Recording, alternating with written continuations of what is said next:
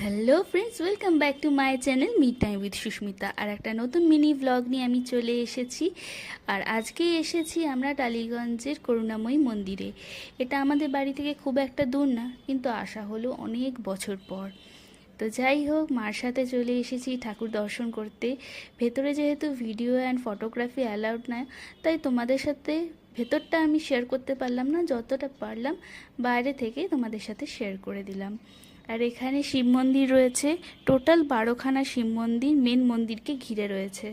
তো আমরা সবাই শিব মন্দিরে ঘুরে ঠাকুর নম করে মেন ঠাকুর যে কালীমা, তার পুজো দেওয়া অলরেডি হয়ে গেছে। তারপরে চারদিকটা একটু ঘুরে নিলাম।